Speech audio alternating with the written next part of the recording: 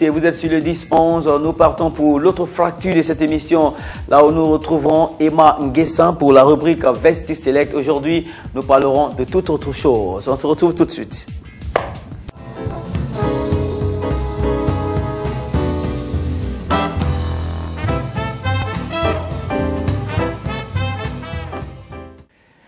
Pour ceux qui nous suivent pour la première fois, il est important de rappeler que cette rubrique concerne les habitudes et les attitudes vestimentaires.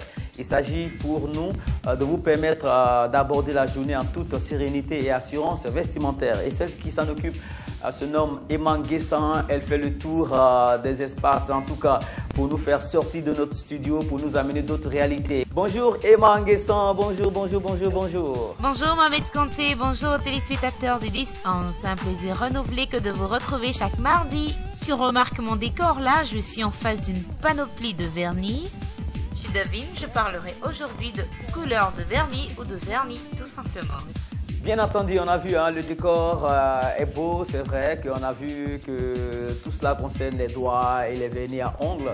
La question, tu la connais tout de suite. Quel intérêt il y a à apporter encore ce qu'on sait déjà par rapport au vernis à ongles à notre téléspectateurs? Nous allons commencer par l'historique. Non, on te suit.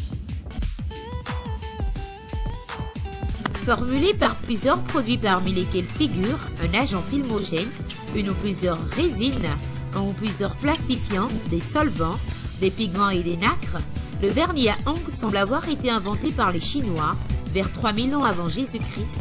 Toutefois, Japonais et Italiens pensent avoir été les premiers à utiliser le vernis à ongles.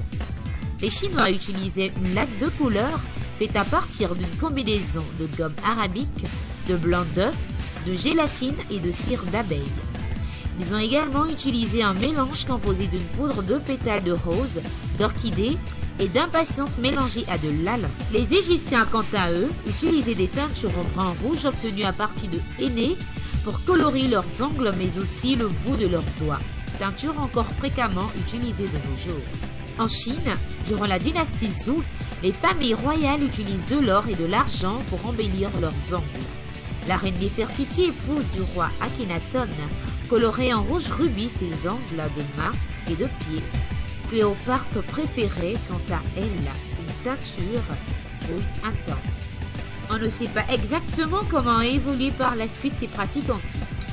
Au début du 19e siècle, les ongles étaient teintés en rouge avec des huiles parfumées, puis meulés, lustrés avec une peau de chamois, plutôt que de simple pain. Même un siècle plus tard, les femmes continuent de polir leurs ongles en les massant avec des poudres et des crèmes teintées pour les rendre brillants. Vers les années 1920, lorsque la peinture automobile est créée, cela inspire la création d'émaux de couleurs pour les ongles.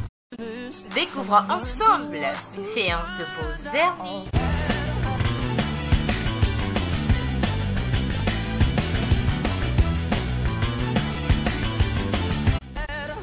Avant toute pose de vernis, il faut tout d'abord désinfecter les mains des clients. Ensuite, limer les ongles, c'est-à-dire donner la forme avant la pose de vernis. Il faut poncer l'ongle.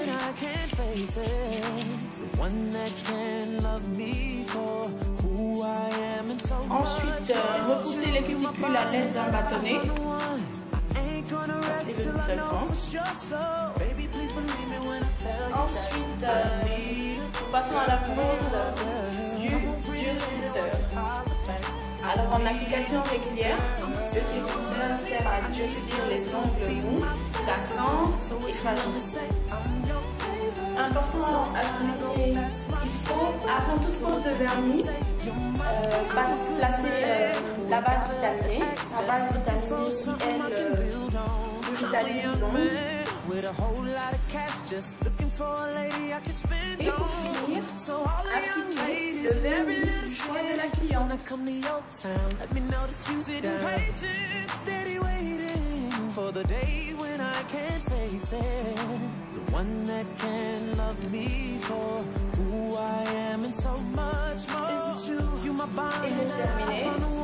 appliquer le fixateur séchant.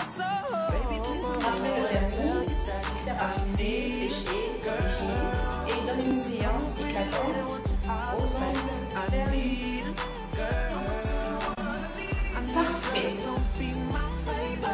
Alors moi-même tentée, vous venez d'assister à une séance de pose de vernis. J'ai choisi de pavoiser aux couleurs nationales, vous l'avez sûrement remarqué.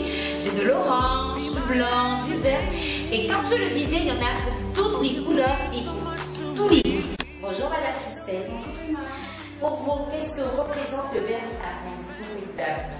Alors, je dirais tout simplement, pour une dame, il faut prendre soin de ses mains, prendre soin de ses ongles, parce que l'ongle, les mains, les doigts représentent un peu, la barbe, la moustache représente pour l'homme, c'est-à-dire la marque d'une grande personnalité. Alors mesdames, ne laissez pas vos vernis s'écailler, ne laissez pas vos cuticules pousser, ne laissez pas vos ongles comme ça, un peu, voilà. Prenez soin de vous, prenez soin des ongles, prenez soin de vos mains. Il est important pour vous et voilà, toujours dans le reste chic. C'est très bien dit. Allez, merci. Et oui, moi-même comptais citer Madame Aury Christelle, à qui nous disons merci au passage d'avoir bien voulu nous recevoir dans son onglerie. Sachez bien que l'ongle en dit long également sur la personnalité, parce que de par vos ongles, on peut savoir si vous êtes une dame ou un homme propre ou pas propre du tout. Alors, faites-y attention. Bye bye et à la prochaine.